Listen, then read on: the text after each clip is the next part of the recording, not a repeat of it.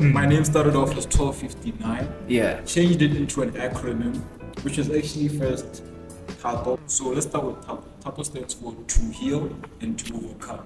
Best thing I can ever say to, and that I really want to give guys is find your space. Find your space and make sure you do the best you can in that space.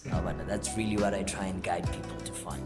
Like, it just made me realize, like, there's more in this plate that I have to offer. Oh, yeah. You know what I mean? I'm just the guy pulling up with the knife, or maybe I'm just bringing the plate here, you sit here, but I'm cooking, washing the dishes, chopping up the vegetables, so you guys are getting the plate now. You guys are getting a plate now, but I've been facing Thobo. Thobo's been on this space for 4 years. Overcoming.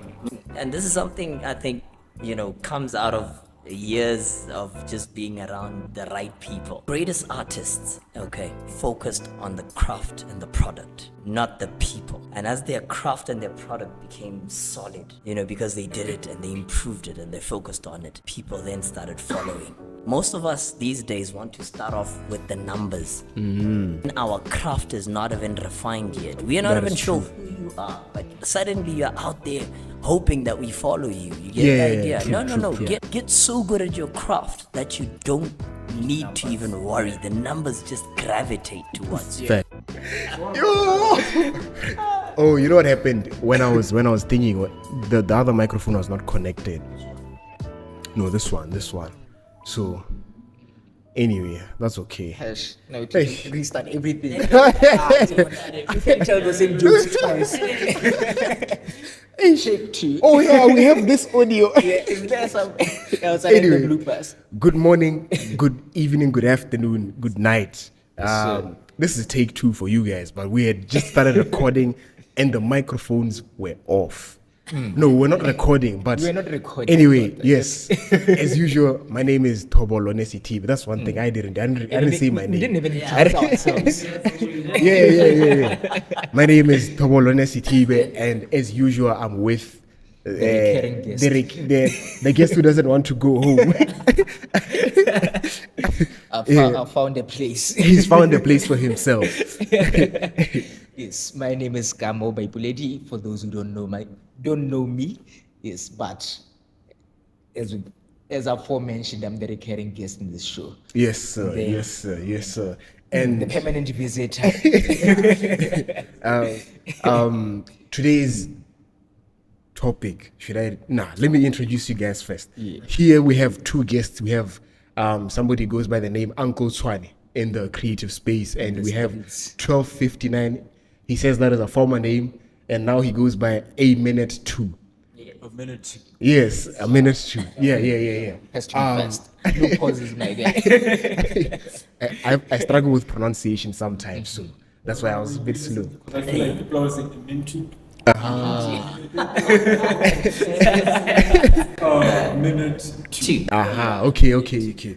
So, go ahead, my guy, Mr. AMNTO. Give us an introduction of who you are. Where does this come from? Yeah, where the name comes from, wherever you want to start, but include your background. I like the fact that this is a second take, because now I can get to explain my name. I was telling Uncle Tshwannie, I started out as 1259, like Thobo was saying. So 1259, there is 1, 2, and then there's 0, 0, right? So 1259, it's AM, and then 1259 PM, right? So AM is 00, right? And around these times, I was writing lyrics, of course, and I have insomnia, so I can't sleep in the night like that. So when I came up with the name, it was literally 1258 or 1. But then, as I was writing about being my mom, and like just writing scrambling lines. And her birthday is the 12th, it's December actually, on the 59th, 1959. So that's why I got the 1259 aspect of like, okay, it's 12:15 now, her birthday is in 12:59, might as well, Okay, alright. Yeah, and then over the years, like I was telling Uncle Tshwannie again, just had a young combo before recording, I was telling him I was going through stuff, So when you go through stuff, you have to heal, and you have to, I think a wise man once said, you have to heal and to overcome. So that's been happening for 4 years, and ever since then, since 2019, I've become a minute 2 now. You know, I've reached the brighter side or top 59. I'm getting there. I like that. From Yeah. Yeah. Getting into the So- daytime now. Going away from the digits to the acronym now. The acronym stands for Always Manifest Neutral Thoughts to Overcome. And this is in conjunction with my Wait, please say that. That was too quick. That was, Don't rush. no, that was too quick. That was too Take your quick. time. Take your time. For those who watched the previous episode, they wouldn't understand. So my name started off as 1259. Yeah. Changed it into an acronym, which was actually first TATO, because I didn't know what TATO stood for. Just like me, just figuring my own life out. And then as an artist, it became a minute 2. So let's start with TATO. TATO stands for To Heal and To Overcome, which might be the title for my next project. Wink, wink. And, Just a sidebar. just a sidebar, keep it in the back. And then a minute 2 stands for Always Manifest Neutral Thoughts to Overcome. Now it makes sense. Yeah. Throughout reality, you know, we always want to be the top, like you're saying, always think possible to progress. So for me, I was still like, I don't want to put myself or be biased in it. I'm expecting everything to be straightforward. You know, sometimes you have to fail to learn from that failure. You know, Exactly. Because fail stands for first attempt and learning. Sorry. So yeah, that's why I was like, these past 4 years I've been on a road. You know, so basically, to sum that all up, I'm just an artist trying to preach a message, and all I'm gonna say is there's a lot more to come. No? Yeah. Yeah. I think Well spoken. well spoken, yes. Even in that brief introduction, there's a lot of questions I want to ask. But before we get there, let's Conclude the introductions. let's introduce Uncle Tshwannie. All right. Thank you so much for getting me here. It's been a hard journey. to Oh, even- it was difficult. I know how it is. But I'm glad, and I'd like to say hi to everybody listening and watching at home. Uncle Tshwannie is my name, and the uncle comes from the fact that currently, and I'll remind them that currently my focus is on children. You know, usually teenagers going down. That's generally where my focus is and where my work is. And Uncle Tshwannie does 2 things. Just to summarize what I do, I teach Bible, and then I also teach music. Now those are broad, just in me saying that there's different facets within the Bible teaching and within the music space of which I teach, and we'll get into it, I guess, as we go and talk about it. But also, in terms of music, I've been in the music ministry for some time now. I think probably since maybe 2002. Or something like that. I know you guys 21 years. I was just learning how to blink, my You guys, I remember you. I remember. I was there. I was just learning how to I blink. have. insane. No, I've been there for some time, and the good thing about it is I've also seen the music industry, not just the ministry side, because at some point they sort of overlap. Yeah. So I kind of have navigated in both spaces. I've seen what happens in both sides of the coin, and so far, really my objective now is to help whoever's coming up and try and guide them into the best route that works for them. So I impart music lessons. I always feel like creatives need to start learning even the technicalities of things. Definitely. That way they can do better. I mean, just giving you my example, I had to learn how to play the piano because I'd sit with guys and sing something, and the guy would play chords, and I'd realize I don't like what this guy's playing. And I'd tell him, no, go. So I had to learn it so that eventually I could do it myself. I mean, I've And done a lot also of push the way you envision it. Yes, and eventually you're happy with what you produced. Yeah. Rwanda. So eventually I've done recordings, literally me doing the actual recordings. I've done Yeah, some I've witnessed engineering. I've done video stuff. So Yeah. I've been sort of around the block. Currently I'm working on my 9th album for children. Yeah, we're on our 9th album. So yeah, you're gonna have to catch up, man. Number one. Number one. Gotta start somewhere. So that's basically my background, and Yeah. the best thing I can ever say to and that I really want to give guys is find your space. Find your space and make sure you do the best you can in that space. That's really what I try and guide people to find. Yeah. So that's a summary of who I am and what I do. I'm also an author, by the way. Yes, I've got yes, yes. books I'm publishing another one end of Feb. It'll be out. It'll be ready. So yeah, there's a couple of things I dabble in. How many books? I'm currently 2. This will be my third one. This will be your this third is one. my third one. Ah, yeah. okay, okay. Bedtime's a charm. And, What's the name? What? I mean, this one is entitled "Holidays versus Holy Days." Now, it's a deep perspective on us looking at the difference between what a holy day is, something that God has given and made it holy, and then holidays, something that you should just observe. For example, we're recording this at a time when people are enjoying the Christmas spirit. So we look at it in a deeper element to say, okay, where the history of it, how do we relate to it? So it's just little different things that I put together. I've traveled a bit in terms of what I do. South Africa is one of the main places I go in terms of teaching. Namibia also is that. So I've got children all around. Zambia, I've done Zambia. So I'm still hoping to grow.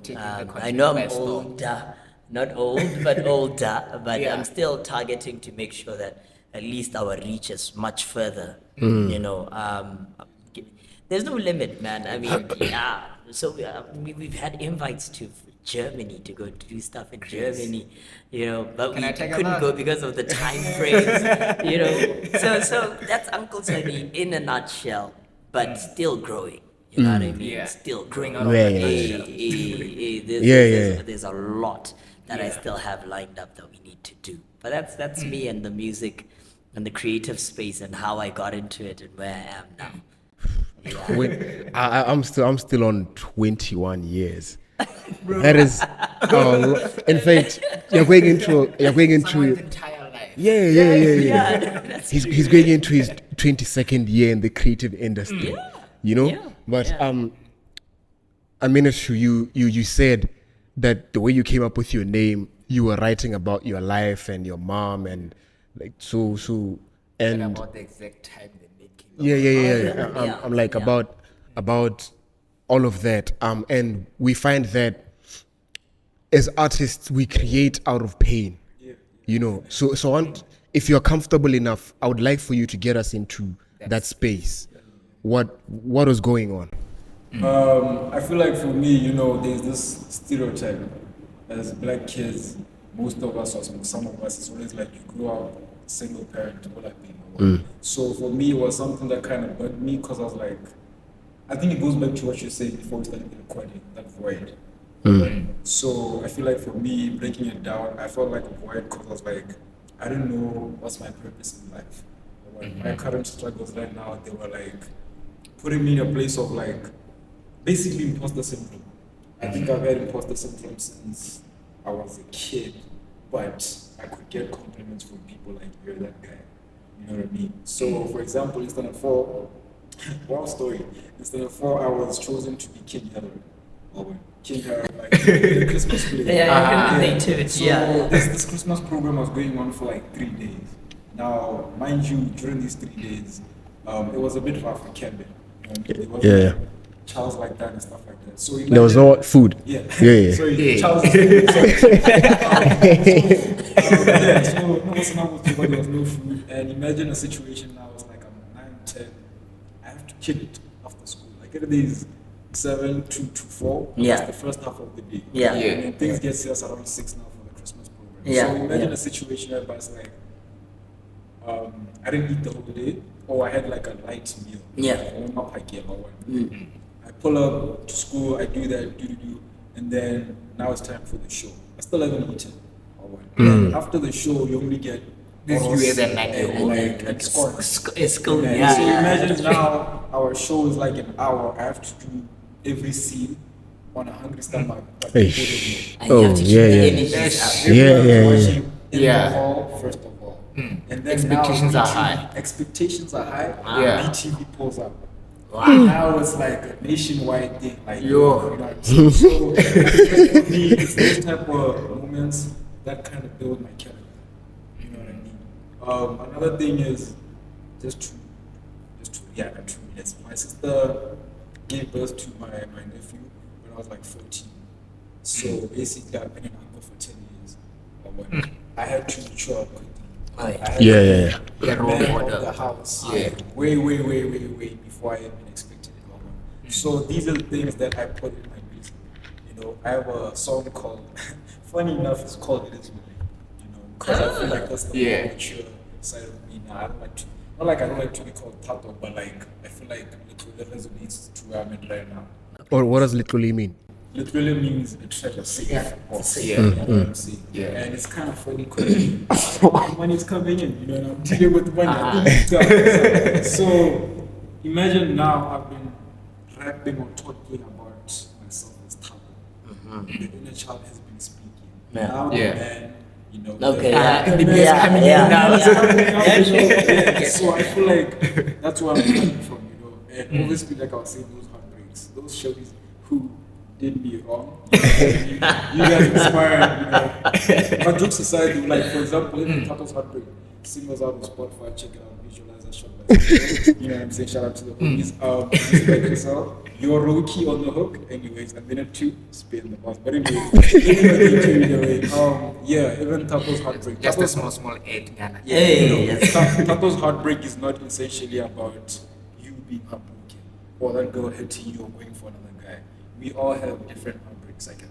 So the verse starts is like, war under the bridge, struggles that we face, lovers that we pick, golden liquor with a splash of that handy taste. You are what you speak, self-belief is what I preach. To heal and to overcome, that's the message that I preach. You know what I mean? I don't even have to finish the whole verse. That's all they need, man. That's all they need. You know what I mean? So that's why I'm just like, it goes back to what Uncle Tshwannie was saying. Music is like a prison, you know what I mean? So my heartbreak right now is like, I'm in the game right now, I'm trying to break out. That's my heartbreak. Small side question. How recent was this heartbreak? Like 2019, bro. Hence why you guys haven't seen me in church. I was trying to figure out everything. That down there. But shout out to God, because you know, I feel like I was telling Uncle Tshwannie also like, this happened 4 years ago. But I only understood it 2022. I only started penning it out 2021. You know what I mean? I was writing the album in 2021. I only started recording in 2022. It only finished this year. So I think you know what's happening next year. Content has been dropping. For sure. You know what I mean? So I think it's the same thing with me. The first year, I just felt like nobody loved me. And something that hit me the most was like, Kakoli. I was chilling, I was in my room just moody, and my nephew is like, Uncle, also, you know, he's like, you look sad. I'm like, I'm not sad. I became defensive. I didn't know when, like, Trying to put up a front. On my case, what. And then he said, he's like, yeah, but don't forget, we love you. That's your nephew saying that to How you. old is he? Wow. He's like, I love you. And I'm like, bro, you're telling me you love me. And I wanted to hear this from someone else. I really understand the grassroots. Does that take you back to the void you're speaking about, growing up without a father? I wouldn't really say the pop side, but like for me, it was just like, you know, to a point where you love someone who's not in the family, to a point where you kind of forget. I was forgetting who I was. I was remembering who I was for other people, not remembering who I am for myself. Something I told you earlier. You know? So it basically created a whole persona and you've acted it out for a very long time now. You've forgotten who you really are. That's true. And it still goes back to what I was saying earlier on. I still didn't know who I am. So imagine now you don't know who I am, you create a persona, you're stuck in that loop. And then life for me changed, ironically, when I watched Joker. You know, I feel like a lot of people say that movie is dark, that movie is so beautiful. But I feel like It's first spoken like a creator. You will always see beauty in the weirdest places. there's a point where like, he's chilling with his what we doing? Your Sidekick. the AMNT, she's a lady. Oh, right? okay, And there's a part where he's at the hospital, she's with him, or he thinks she's with her. Going back to what you were saying, also, and then there's another part in the scene where she disappears. So it's basically like he was seeing things or it was all in his mind. And that's why it also hit me, because I'm like, bro, these girls that you love so much are here today and gone tomorrow. Yeah. Shout out to Drake. Yeah, if you know, you know. So yeah, it was basically the same thing as like she was there and she was gone, but who was there? My nephew. He reminded me, he's like, yo, during lockdown, like I called me, it's like the most intense time when you just feel like everything is going wrong. Yeah. For me, he just told me, he's like, oh, I still love you. I still love you. You know what I mean? Yeah. So it just That's pure, man. That's innocent. Definitely, That's definitely. he's not No looking for prejudice. anything. He's not trying to Hey. get anything from you. No one's paying him to be. Yeah. Yeah. And that's the thing, because I feel like for me, I was like, I want her to love me, but it's like, nah. You know? So all those lessons since 2019 up to now, I feel so I'm like, I like being called little. You know what I mean? Because it shows that growth. You know what I mean? Yeah. I've had conversations with my mom, I was like, yo, mom, I need 5 kilo to do 1, 2, 3. Now, the tables of church, she pulls up to me, she's like, yo, we need help with this 1, 2, 3. Yeah. You know what I mean? Yeah. And it's not even like I'm flexing or anything, but it's like, when I became an uncle at 14, shout out to my sister and my brother too, he also made me an uncle. It's like it just made me realize like there's more in this plate that I have to offer. Oh yeah. You know what I mean? I'm just the guy pulling up with the knife, but or maybe I'm just bringing the plate here, you see it here, but I've been cooking, washing the dishes, chopping up the vegetables. You know what I mean? So you guys are getting the plate now. You guys Yeah. are getting a Yeah. plate now, but I've been fixing Tato. Because Tato's been out of the space for 4 years. Yeah. Yeah. Overcoming. Yeah. I don't know if I answered your question. No, you took us on a roller coaster ride, and Definitely. I mean, like Uncle Tshwannie was saying, creatives love a beautiful story, and that's you find it. yeah, that's what we were listening to. Yeah, that's what we were listening to. So Uncle Tshwannie, like you did say in your description of yourself, you are a Bible and a music teacher, right? Yeah. And you believe in challenging yourself daily, Yes. right? Yes. So I want you to talk to us about that. Okay. Basically, which part should I jump into? Should I talk about the Bible and music? You can take it in that order. Anyway, I can start. Yeah. Just to bring us back to earth, I've realized listen, I've realized that we like to describe ourselves with what we do, and not ourselves for who we actually are. You know, so I want you to, before you tell us what you do, tell us who you are. Okay, so now the one thing I struggled with when you put out a question, there was a question you asked, and you said, "What is the favorite thing you have about you? What's the thing you like about you?" You know, I struggled to answer that one. It was actually quite a difficult thing because I have what you see me doing is actually who I am. It defines who I am. What you guys have seen me do in the past, what you guys see me even doing now. Yeah. My mentality, once I found my purpose, I started living it out. So everything I do is actually built on who I am. And the one thing that I found was that I love to impart and help.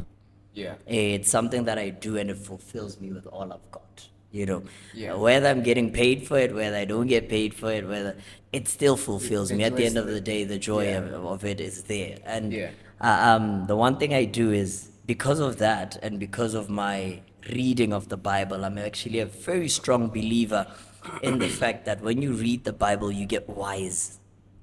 You don't get intelligent, you get wise. You start seeing things a little different, you know, and we were just chatting with a minute two before we started. I got it right. I love that. I got it right. You're preparing for in 10 years. Yes. I know that guy. I know that guy. But we're just talking about it, and I said to him, once you found where you are in your space, you become bigger than what you do. You're not defined by, I'm an artist, I'm a creative, I'm a this. You're defined by who you are. You get the idea? And so what you see me doing now in terms of Bible and music, the reason why I am very big on talking about guys starting to read the Bible and understanding it and seeing the wisdom behind it is mainly because there's a lot of, I'm just going to jump on his story mainly because I think it'll flow well instead of starting something new. His element is very strong on the healing part. You see, when you look at what God gives us, is to avoid the pain that he went through in the first place. If he had understood it first, he wouldn't have had to heal from that, because he would have been long protected. You know, one of the things I teach some young guys, let me say youth, you know, I when I talk about, this is a snippet from one of my, when we talk about dating. Yeah. And I always remind them that Adam was by himself before he met Eve. And he was with God, just the two of them, to a point where he grew in whatever he was doing. Even in his purpose, he knew who he was before he called Eve into the picture. And there was a very strong reason why that was. Once you know who you are, man, we've all gone through that heartbreak, okay? You know, I've been through it. We've all sort of seen dust with these girls. Right? You know what I mean?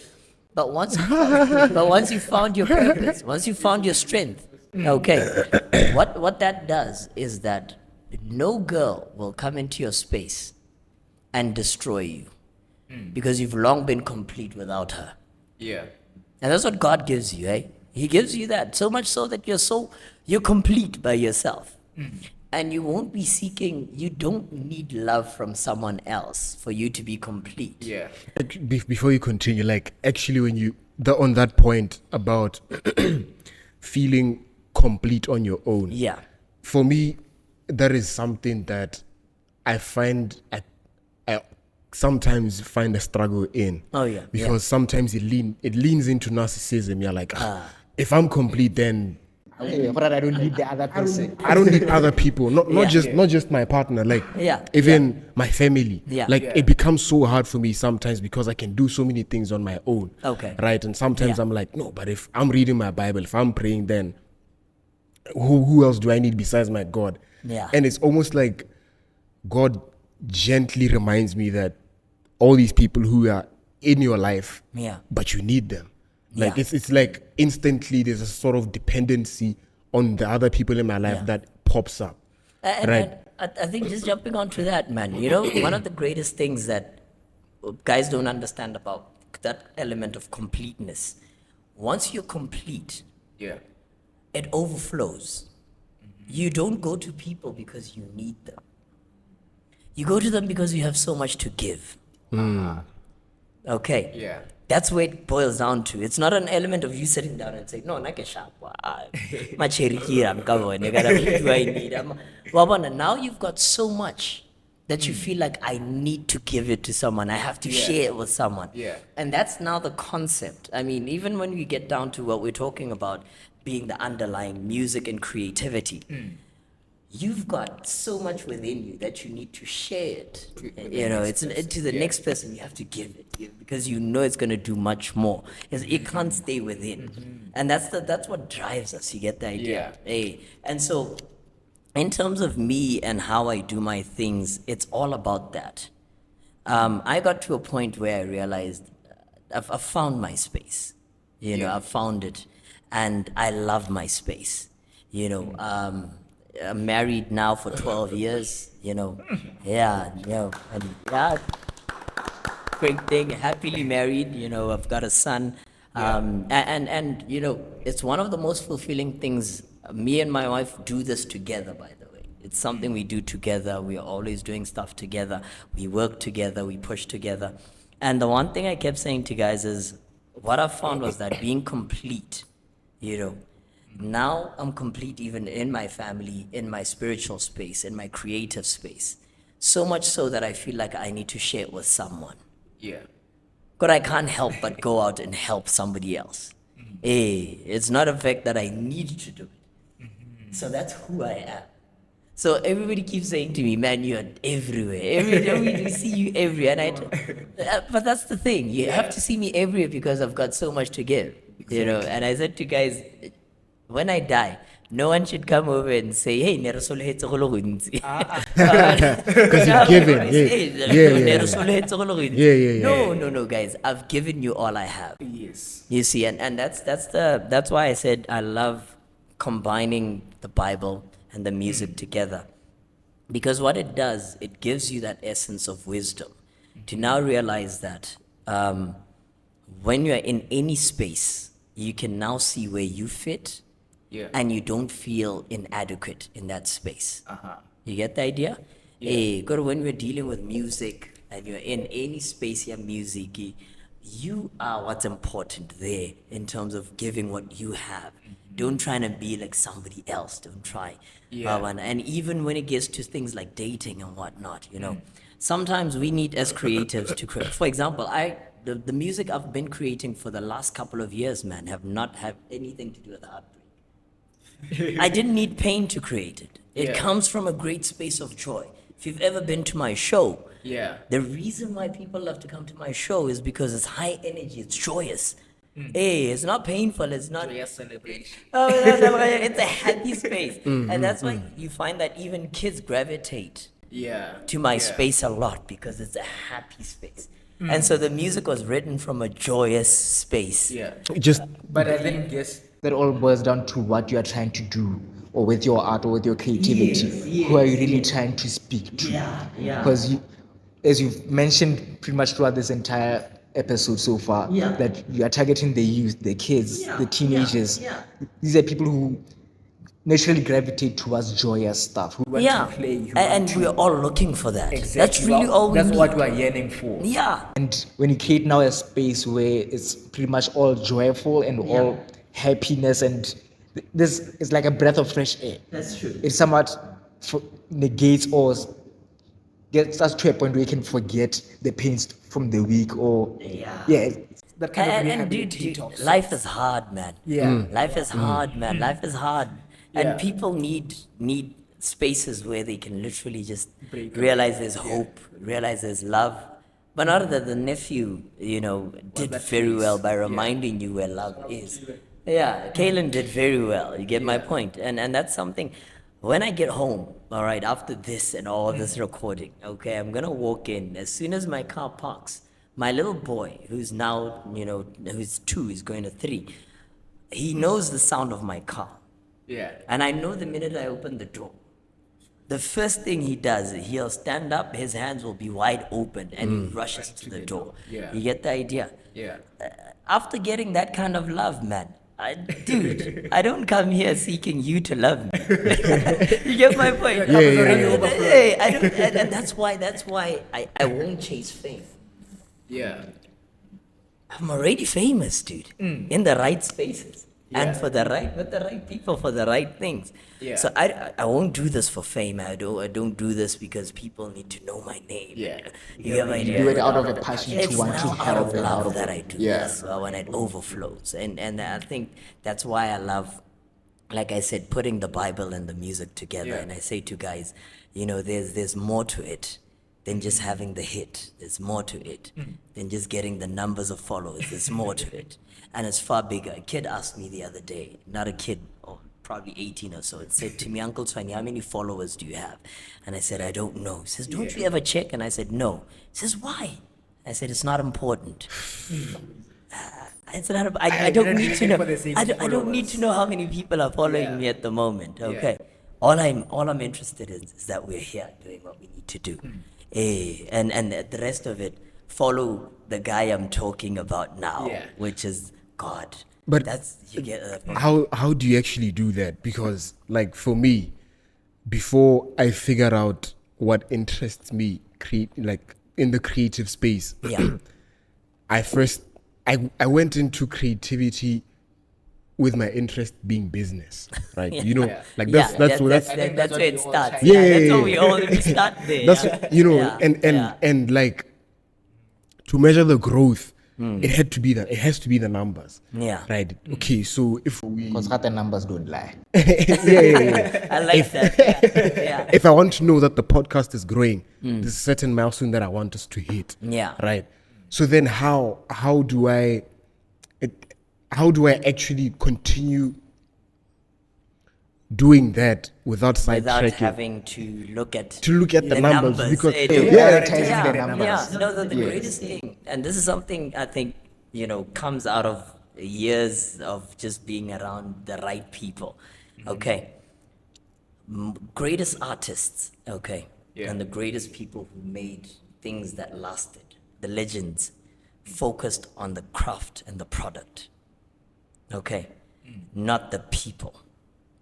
And as their craft and their product became solid, because they did it and they improved it and they focused on it, the people then started following. You see? And that's the challenge we need to have. It's a mindset change, okay? Most of us these days want to start off with the numbers. When our craft is not even refined yet. We are not even sure who you are, but suddenly you're out there hoping that we follow you. You get the idea? No. Get so good at your craft that you don't need to even worry. The numbers just gravitate towards you. Facts. Yeah, it's amazing. One guy was asking me that I run a music school, okay? Yeah. And one guy was asking me, dude, I never see you advertising a lot. I never see you doing that. And I said to him, I don't need to, because my craft already speaks for what I do. Yeah. I literally get calls. I don't need to advertise. People call me first because they've seen what I can do. Yeah. You get the idea? Because I spend time on the crafting, just making sure what I do is right. And so once you do it for the love of that craft, refine it, and love it. Don't love the numbers. Love the craft. Dude, eventually that craft will pull the numbers by itself. And I think that's a mindset change. For most guys, I always advise them, no, listen, if you don't love it yet, then don't be in it. Okay, find that you love. Yeah. And then do it well. Then the numbers gravitate towards it. I've recently seen a clip that somewhat contradicts the statement that you had made of loving or perfecting the craft, then numbers coming to you. And that clip was saying that we often tend to focus too much on the craft and then put less focus on the consumers or on the customers or on the consumers of the craft. So there was an approach that was made that what if we spend time now looking at what people would then want, what people would like, what people would gravitate towards, and then perfecting the craft, working towards that. Now that is a business mentality. That's not a creative mentality. That's another space altogether. Yeah. You have to understand that that's a product now. Yeah. A creative builds from what's deep within. You're creating, man. It's you get my point. Yeah. Now in a creative space, that's where it counts the most. What you've created has to be something. God did the same. He make it and he say, "This is good." Oh yeah. He didn't need to be checked by anyone. He checked himself. Yeah. Hey, you have to look at it in that sense, or that's now a creator's mindset. Yeah. Now, a business mindset is different now. A business mindset says, let me make this profitable. Yeah. So now you start with the consumer to say, okay, what does the consumer want? So that's another conversation altogether. But to make this in terms of sustainable, I'd rather put it in that way, where I say to make sure your creative space is also sustainable, you have to have a balance. Yeah. Eventually, you still need to look at how things are flowing. Yeah. The numbers do need to be looked at. You get the idea. Yeah. But it's not the focus. It's not the focus for a creative. Yeah. Hey, for a business guy, that numbers are the focus. the numbers are the focus, and unfortunately, that's what also kills the creativity. Yeah.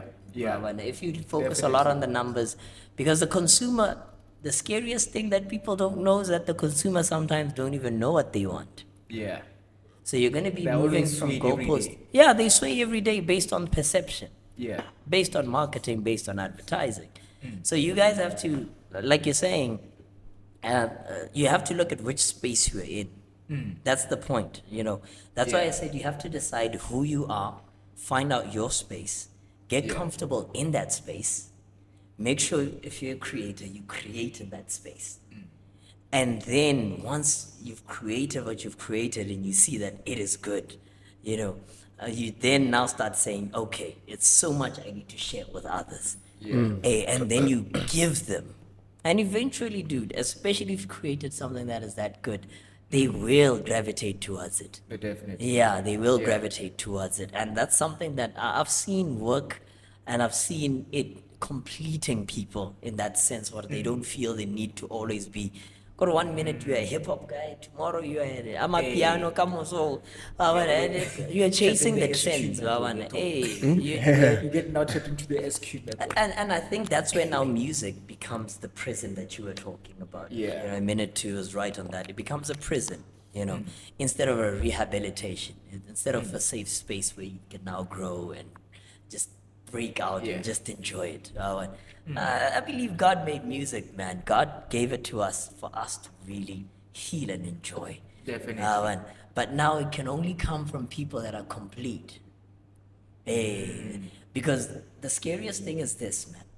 As a creative, if you're not complete, you're going to bring incompleteness to other people with whatever you can dish out.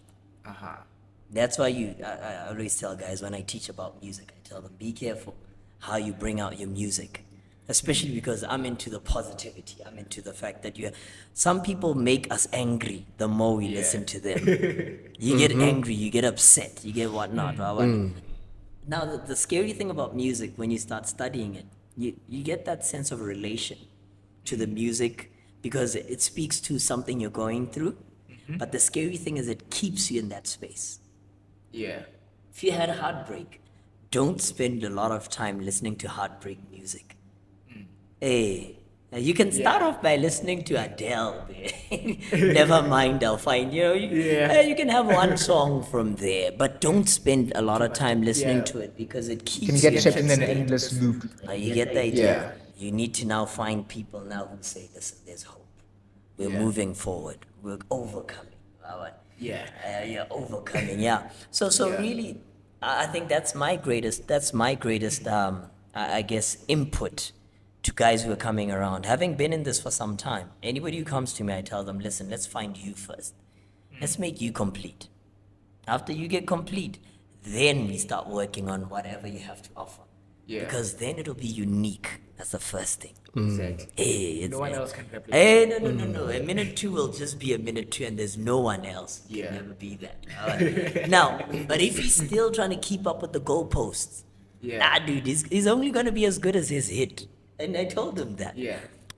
And most artists, that's the challenge, dude. They're only as good as the hit they're on.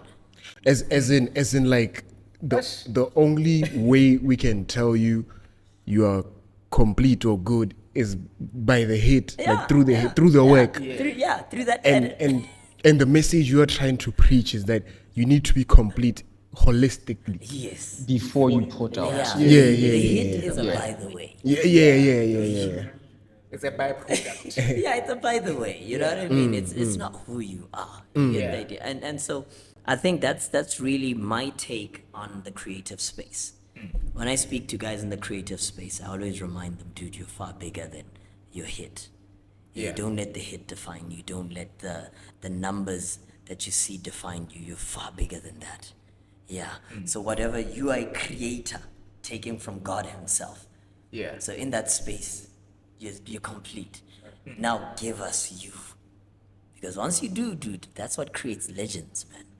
Even after you're gone, we still look at it and say, my goodness. Who is it? I mean, we're just talking about it because we're talking about hip-hop. And I said to him, do you realize Dr. Dre, man? Just an example. I just chose this example. I know guys get shocked that I'm a gospel guy knowing about Dr. Dre. You know what I mean? No. They forget you're a music teacher. I mean, don't forget where God got us. You know what I mean? But the point is, do you realize he doesn't have a whole lot of albums out? He doesn't have a whole lot of things But out. he's considered a legend. But he is Dr. Dre. When you mention his name, there's a lot of respect to it. Anything that he puts his hands on, because it's Dr. Dre who put it out. Everybody listens. And that's us. We need to build at that level, man. We need to build at that level. I want you literally just took us to where I wanted to take you. Because right now you're telling us about the completeness, right? You have experience in the game, 21 years. Like I keep saying that, and it sounds like something that's insignificant, but it really is because 2 decades. I want and you, some change. I want you to tell us where God got you, because that story then will help us to build as well. I think It'll help us. before then, I want to take us back a little bit, just to leading up to where God got you from to what you are now.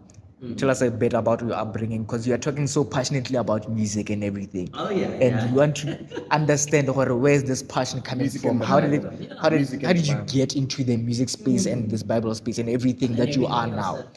Where did it start from? It's fun because I'm sitting here with you guys, and in my mind, I'm realizing you guys actually, I saw you grow up. Literally, when you guys were born, I was there. I remember you guys. Now that you talk about it, I'm realizing, hey, man, yeah, I have been doing this for some time. I hadn't realized it. But here's my brief story, okay? Yeah. My upbringing is not Adventist. Part of my family, a small part of my family was Adventist. When I was raised, my mom and dad were not. But my uncle and auntie were. Crazy. I would have never You would have never never guessed. You never guessed. A lot of people don't know this about me. No. Actually, only my uncle and auntie and they had the church space in. My mom and my dad were not. So when I grew up, I, by God's, privilege, I got a chance to live with my aunt and uncle. Oh yeah.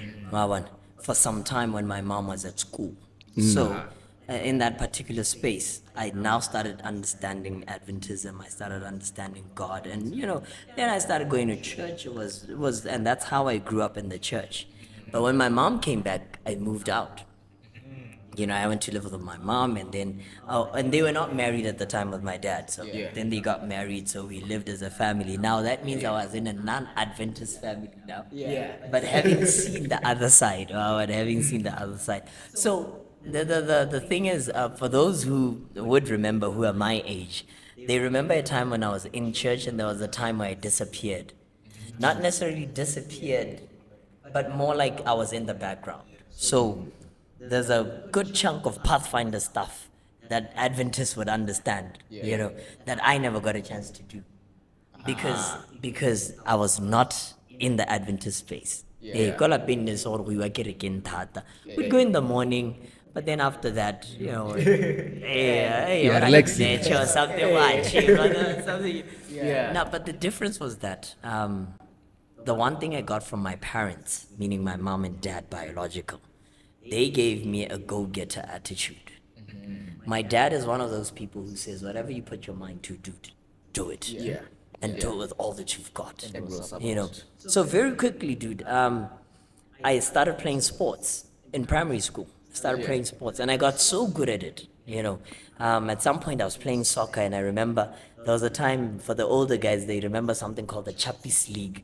Okay, it was a whole blind in the 90s. Chappies. Did you know?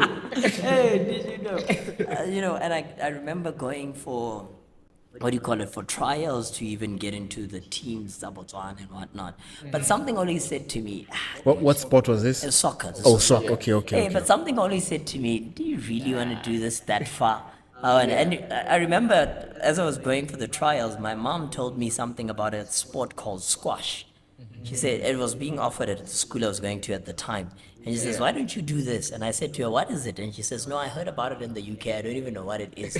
But go try it out. So I went over, started playing squash. I'm trying to rush through, started playing squash. And then I loved it. I just loved the mental ability for it. For those who don't know what squash is, it's basically hitting a ball on a wall. And you're competing, you can just YouTube. It's like an indoor tennis. I got so good at it. By the time I was in standard 7, I was drafted into the national team, the under 16 national team. But I was still under 13. This is me at 12. I'm showing you how old I was when I was playing for the under 16 team. And I played squash for a bit. Got so good that I even got a scholarship. I was supposed to go study, abroad and just do that. Go to school and just do squash. For those who may not know, there's a guy called Alistair Walker, currently big in the squash realm. Comes here every year or every 2 years to come and speak to guys here. I was with him in the same team. I was his number I was his number 2 at first, and then I was his number 3. But he was seed number 1. And the scholarship he went with, we all had the same scholarship. But then, dude, at some point I realized as an Adventist, I can't go far with sports because you know how it is. Yeah. The Sabbath is always going to be an issue. You know, I mean, I've got trophies, medals of stuff we won in South Africa, at international tournaments that we played. But I remember at one time I had and this is the coolest thing about being one of those. I had a personal sponsor at the age of 14. Personal. This guy used to write me a check every beginning of the year. At that point, game was still the biggest though.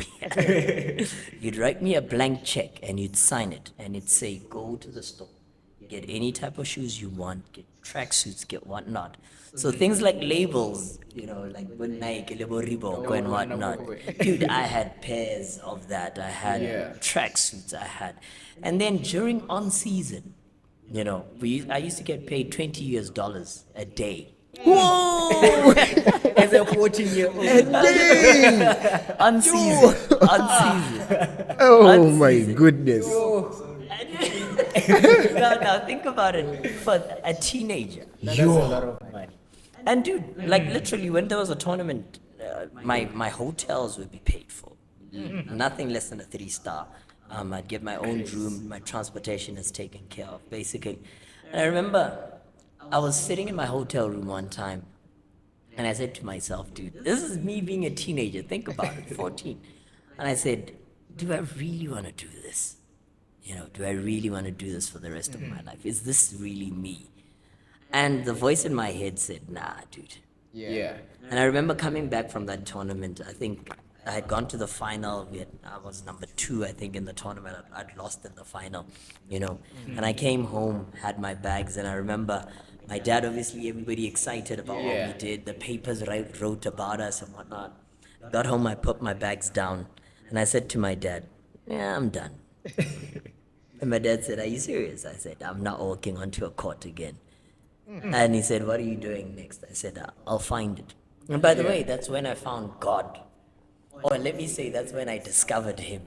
Because he was always there. Facts. He was always there, you know. I hadn't found him. So, yeah. No, come. Yeah. So this is when you found God. Yeah. Not when he found you. No, he's always been there. Can I get into that part where he was asking again? Yeah. So I found him. I found it right there and there. And the difference with how I found God, I didn't need a preacher. I didn't need a strong Bible verse for somebody to say. I looked at my life and I looked around at 14 though. And I thought about everything I'd heard when I was growing up. Everything I saw you remember I told you I was raised by my uncle and my aunt. I said, you know what, man? I think this is a much better space for me to be in. So at 14, for the first time I went for a Pathfinder camp.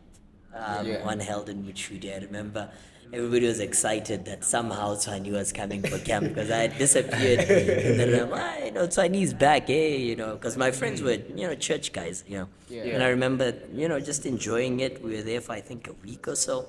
When I came back, I told my mom, listen, I want to be baptized. I want to just, you know, now fashion my life into a godly space. And I got baptized at that time. I think then I was 15 now, the following year.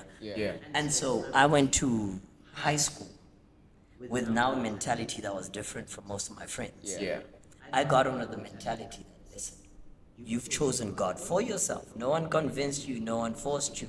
So that means now live a life live a life that, you know, goes according to what you believe. And so throughout high school, man, call my guys that I went to high school with. They tell you that I was a different kind of person. I was a different cat altogether. When they started experimenting, I was the guy who stayed in the boarding house. You know, guys would say, "Hey, Bafana, and I'd be, no, you'll find me here."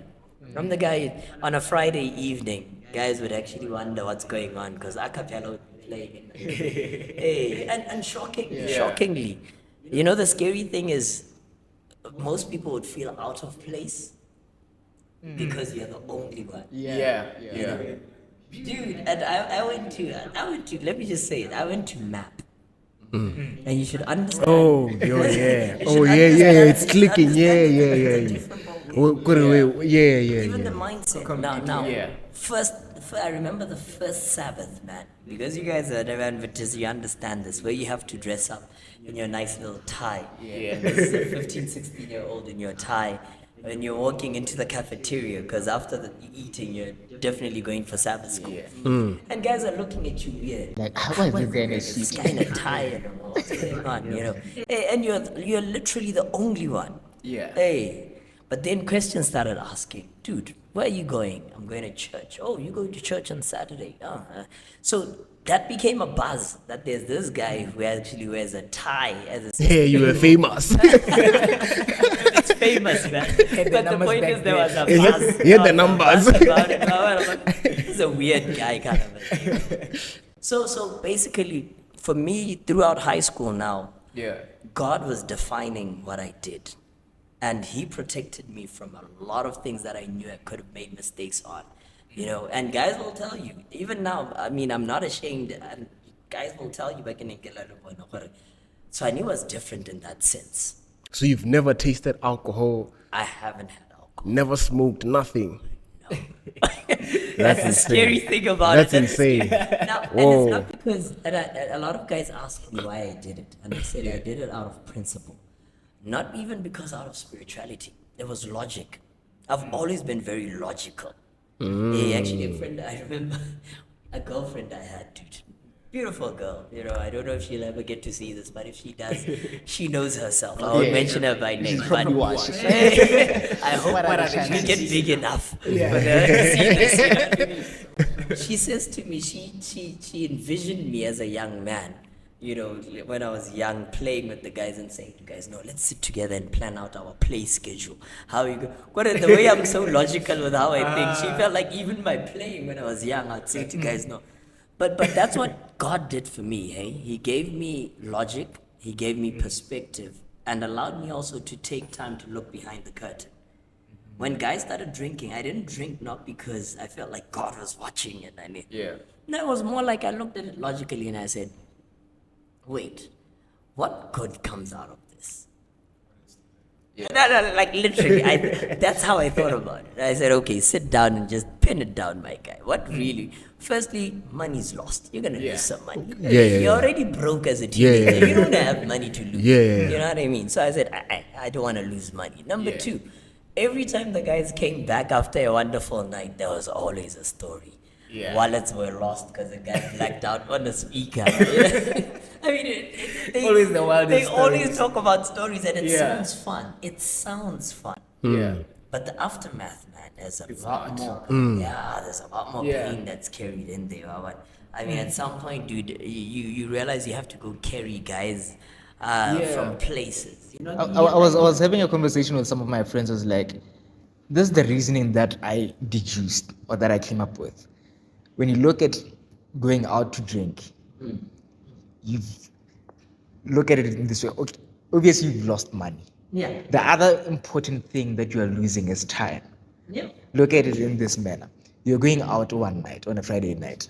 You've lost Friday as it is. Oh yeah. Yeah. And then you've lost Saturday as well because it's a recovery recovery. day. Yeah. And then chances are they're going to say, hey, let's go out again, maybe 2 days later or so. Continue, man. That's 2 more days out of the week, which is 7 days.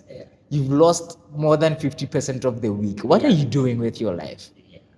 No, it's a crazy thing when you think about it logically. Hey? I'm hoping that, you know, as you guys listen to me, I'm speaking not only as somebody who's gone through life and sort of seen it, but I'm speaking from somebody who decided not to go into the spaces, the destructive spaces. I decided not to. And it was logical. I didn't have to think about it from a God's perspective. I had to think about it logically. And what that did, man, as I moved on in life, a lot of decisions, I mean, not saying I was perfect. I mean, obviously there are things where you stumble, you make mistakes, you do this. That's part of life. But one thing I had that always backed me up was the fact that the logic and the God perspective always gave me an element of protection. let me tell you this, and this is biblical. A fool will always die before his time. Okay? And remember that, dude. Hopefully you can put it on one of the hits. When you said like it goes back to the conversation we had. Yeah.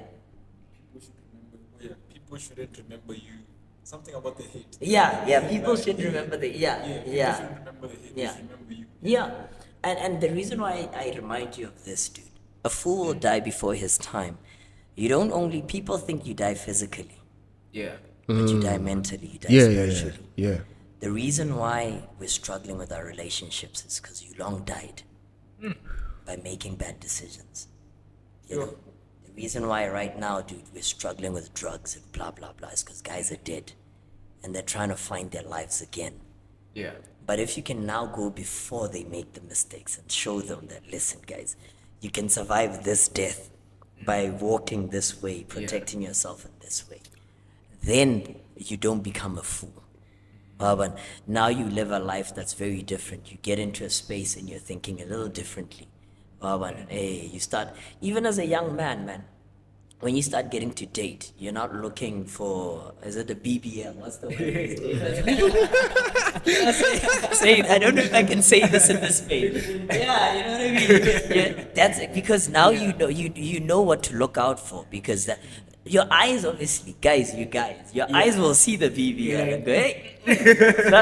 But then you'll know there's something wrong, you know. Like actually, when you say that, right? Like, as you're describing the whole thing about logic and all that, like my journey, like out of addiction. Yeah. That's how it started. I started becoming logical about it. You see, that Like, kicks in. Yeah, it kicks in. Like, but you're broke. You're broke. You know, like every time I made money, I became broke again. Yeah, You know, yeah, it also yeah. took my mom speaking it into me. Do you see that every time you make money, you don't progress because you use the money to go and drink? Yeah. You know, it clicked. But Yeah. then, like, I just wanted to come to that part about the girls. There's one thing I like telling my girlfriend. I tell her that if I'm going to cheat on you, you will definitely know. like straight up, like I tell it's you not a will, mistake. you will know, because a lot of things will be inconsistent. Yeah. My time, Yeah. the attention I Yeah. give you. Yeah. You know, you already know my patterns. Yeah. You know, and you shock people, dude. I had a shocking moment for guys at my barber shop. Okay, I had left my phone at home, you know, but I have two phones, you know. So I had left my regular phone at home, the one that's always people call and whatnot, you know. And my wife called. And this is me, Keke Katiba, I'm sitting on the chair, and I tell my barber, hey, the missus is calling, let me talk to her. Yeah. And she calls and I say hello, and she says, you left your phone. And this guy is hearing this conversation, and I said to her, no, that's fine. Answer all the calls, reply to the messages, anything that comes up, do whatever, you know. And as soon as I hung up, you should have seen, it was a shocking. Everybody, like literally, it was like, hey, dude. I said, hey, you can't let your wife. Hey, how can your wife? Come on, I go, no, dude. My wife knows everything. Yeah. I even allow her to open my phone and reply messages. Hey, on my behalf. Hey, and the reason why I do that is, and I even told her, same thing that you said.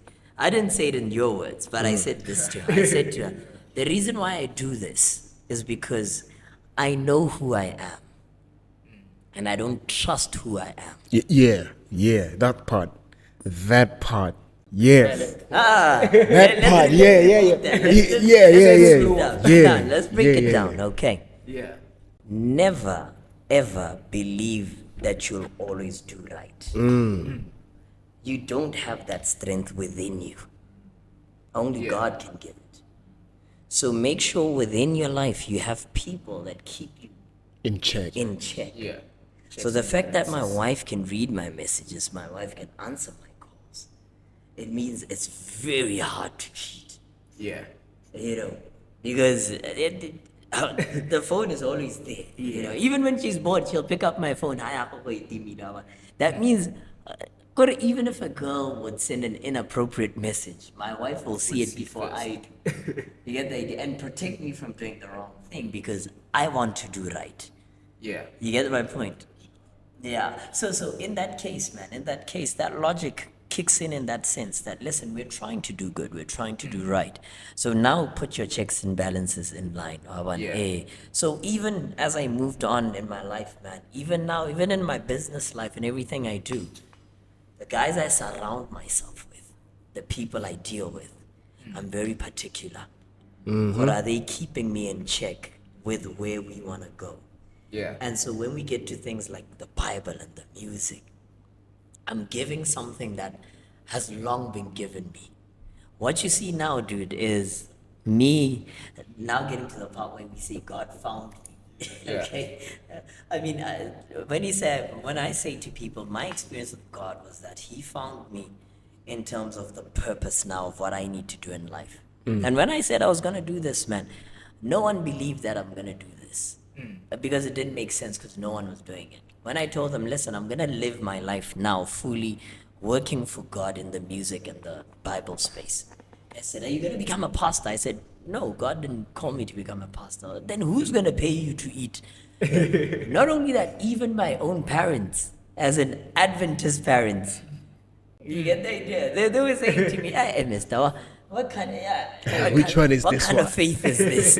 Just like make sure. And because you guys understand where I am, they even got elders from church to come talk to me.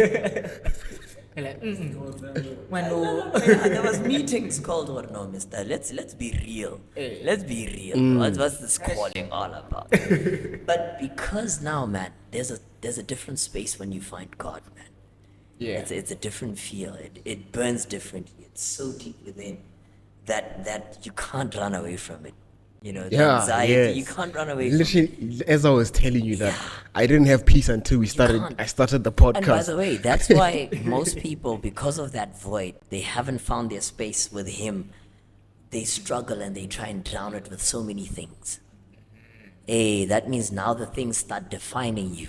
Yeah. You don't define the things. Just something on the sidebar. I was teaching kids about labels, and I said to them, "Do you realize Michael Jordan doesn't wear Jordans?"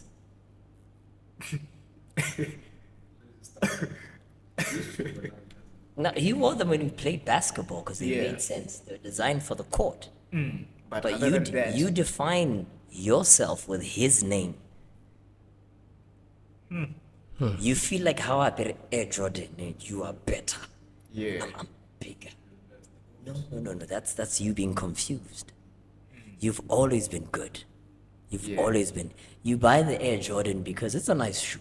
Even if you don't have it, it doesn't make you any less of a person. Yeah. You get the idea?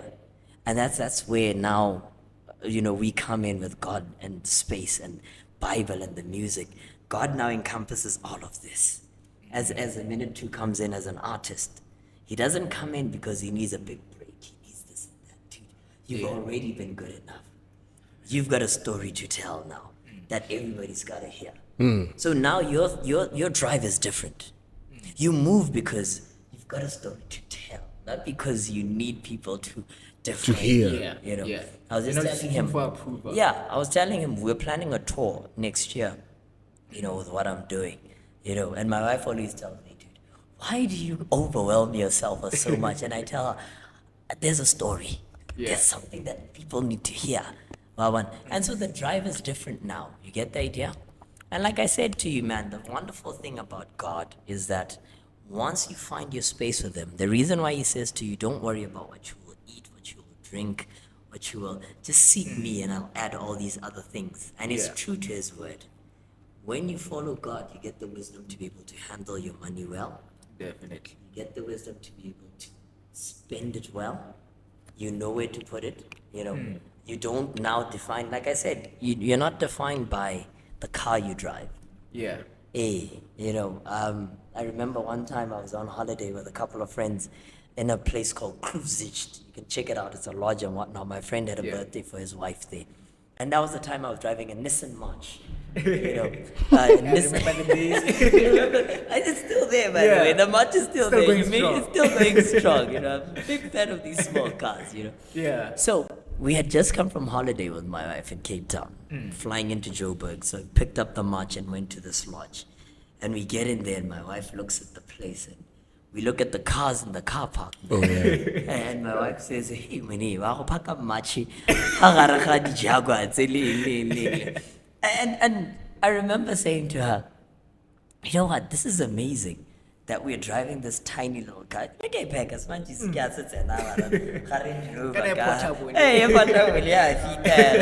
got our bags in check and booked into the place, had a good time with the people.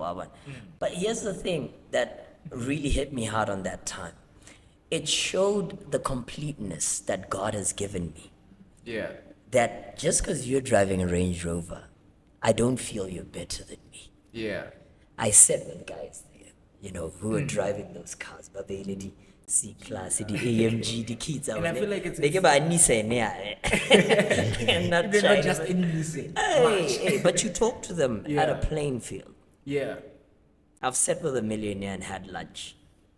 And I realized he was asking me more questions than me having to ask. Because now he was more interested in my story. Yeah.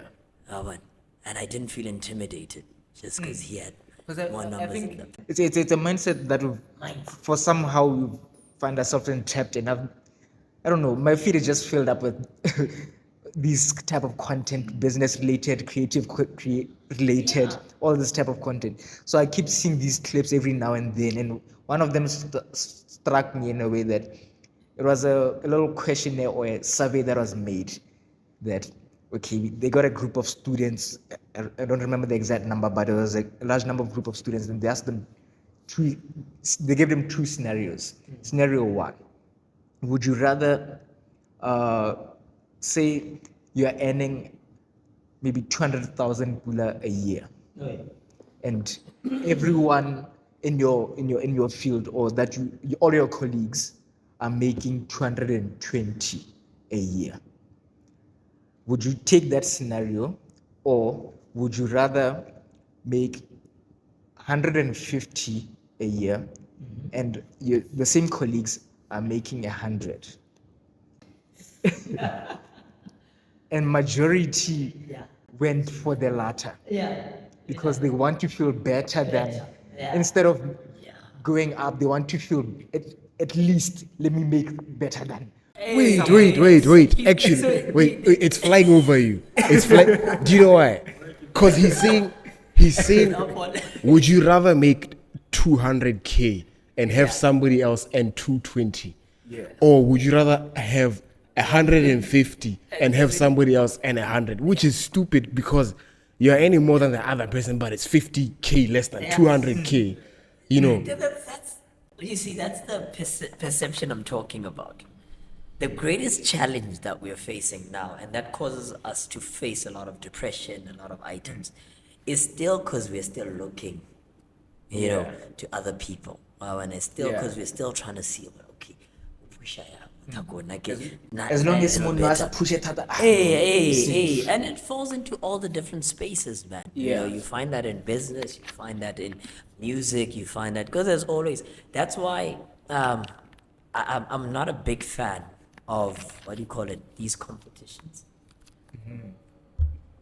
You know, like musical competitions and whatnot. You know, unless obviously you're trying to get a deal or something, you get an idea. I see that, but I worry about the mindset it gives to the creative, because now if you didn't win, you think you're less than the guy who got the votes. Sometimes it's all about votes. Maybe this person, not that they were more talented than you. Exactly. Oh, the system. Actually, that's a big part. The system can get rigged. So that's where my part comes in. I try and make sure that guys become wholesome. When I teach you Bible, I won't teach you church. Yeah. And that's where sometimes the church doesn't like me a lot. Because I don't teach you to love any affiliation to any organization. My affiliation is to you and God. Yeah. Because that's the only way you get complete. If you love church, it's humans. It's a human organization. It will disappoint you. There's flaws into it. But if you love God, you will understand that humans are flawed. And also, like I said, because music is still our underlying part, I want to make sure that people understand that what they create from their own space, it's complete in itself. Yeah. And they fine tune it, and it's a story they need to tell. Now, the biggest challenge they're going to face is making sure that story is told well Yeah. and also has to reach the people well. Yeah. And that's what you need to be contending with. Don't contend with the industry. Yeah. Okay, we are in Botswana right now. Our industry, even after the 2 decades of seeing it, is not yet designed for creatives. Definitely. And it's gonna get there eventually. Why do you say that? I say that because one, the population numbers don't carry. That's number one. Okay, there's how many of us now? Are we at Almost 2.5. yeah 2.5 million? You get it? I mean, just look at that population, man. If you Yeah. go compare us with our counterparts, South Africa, where Soweto, just Soweto, Yeah. is bigger than us in number. And so it means guys are now competing in a small pool. You're already in a small pool. And then the scary thing is because you're still a developing country, think about it. He's into hip hop. How much of a segment of that 2.5 million listen to hip hop? Sustainably. Hey, let's just Yeah, no, true. You get the idea? So the pool gets Yeah. smaller and smaller and smaller. And then even worse, our infrastructure hasn't yet gotten to the point where guys can actually move well enough. There's no guys tour in South Africa and they meet. You can do shows kind of during Yeah. the week in South Africa. Here, you can only do it weekend there. Make it rara spana. Homework is good. You get my point. So already the environment. I was just saying to him before we started. I said to him, the environment is not yet ready for creatives. Okay. So that means you can't have a creative mind only when Yeah. you're in this environment. Yeah. It's funny because one of the previous episodes we were talking about the same thing of we need to first create an environment. Yeah. Taking for the example of the story of creation, how Yes. before men were put into earth, there was an environment, everything was set in place. And that's the principle. And That's the then principle. men was introduced. Okay, now everything is set. Now occupy. But that's the principle of God, man. Yeah. He creates light, then he creates the things that are needed, has the trees, has the atmosphere so that things can breathe, and then creates the things that need those things. Yeah. Now the environment is a bit tricky. So in bots, this is my advice. You have to have your creative mindset because that's what creates your voice. That's create your message. That's what you need to carry. Then you have Yeah. to have the business mind. You have to have the two. Okay. And the business mind is the one that lets you reach more people Yeah. and navigates the routes that are very difficult to navigate, by the way. They're not as easy, to navigate. One of my mentors told me, literally in his words, business in Botswana is grimy. Those are the That's the right yeah. That's the right It's word. grimy because guys don't want you to be better than them No, at all. no. And especially when you are budding, they'll be like, oh, okay, coming up, they're good. Come by my side. But what they're doing is they're feeding off of you and they're holding you, choke slam, making sure that you don't shoot up. Yeah. Right. Yeah. So I want us to now be direct with the business aspect of it because listening to you, it's so interesting how you make sure that you don't infatuate with business, because of all the glamour we put around it. Yeah. I want you to tell us about business because that's the life you're living right now, and it's sustaining you. More or less. Yeah. So You see, principle the Bible gives us: do everything with all that you've got, all your heart, soul, and mind. Okay, and then if you read, let me say religious books, guys will even tell you, and I tell guys, be a reader. Okay, be a reader. It informs your mind. It also informs your vocab. It informs everything. Yeah. They'll tell you that. When you start following these principles of life, okay, you will always do things as though you're running a business.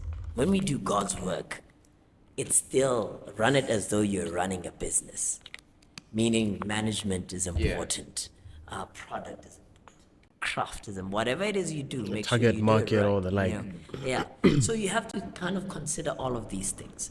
So when I decided to go full time into doing God's work, the first thing I had to say was, okay, what's my background in terms of my religious space?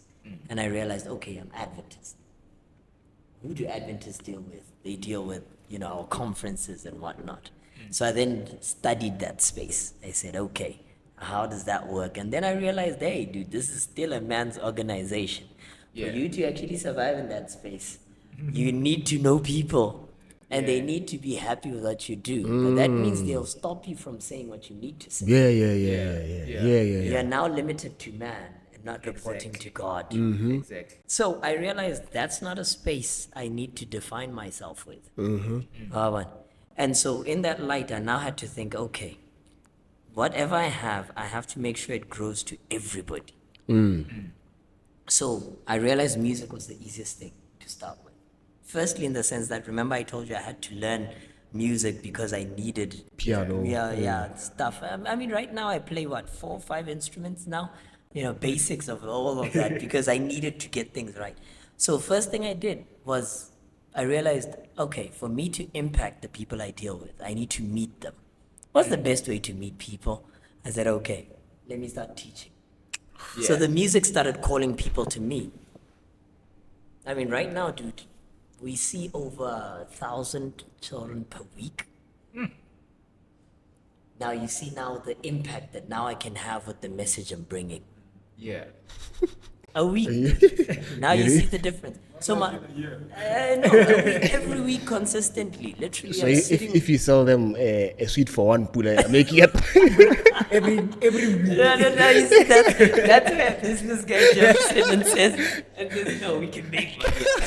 We can do much more than you're doing. We capitalize on this. But Every week. now you see that's how the perspective is. Now, Yeah. my objective though was reach as many as possible. Yeah. As quickly as possible because our time is short, man. Our time is really short. So I said reaches. So the music now calls the people. And when the music calls the people, the person, what God gave me, is now what influences. And the one thing, dude, that I noticed God has given me is that my character and just the way I am and the way I think becomes my influence. Sometimes I don't even invite you to parties. Like guys go get a thing won't invite me for their parties. Hey, I remember one time there was a party happening, and I was with Cookie. So you guys know Cookie. Yeah. Cookie. I was with Cookie. So he was invited for the party. Now he needed a ride. We were together. And so they call him and they tell him, hey dude, are you coming over? He says, yeah, I'm on my way. No, let's find you there. So I knew that drop at no, I knew the party. No, and he's laughing. And the reason why that was because they knew that whatever they were doing at the party was something that they didn't want me to see. I mean, I'm not the kind of guy who gets there and say, hey, Muni, I'm not that guy, you know what I mean? I'm not that guy. But just the fact that I'm in your space. Yeah. You're afraid to do certain things. You're afraid to, because I'm just there. Not because, and my friends will tell you, I've got friends that drink, I've got friends, but they'll tell you or no, there are certain things that we know, man, I can't do this in front of you. And that's something that I'm happy about. I'm not shy about. I'm actually happy about it. That it means at some point your brain is telling you that there's another side of life. That I shouldn't be doing this. So by me calling people into my space, now I have to make sure that whatever I bring has influence to them. All right. And so in that particular respect, the next phase of it was now building it into a sustainable business.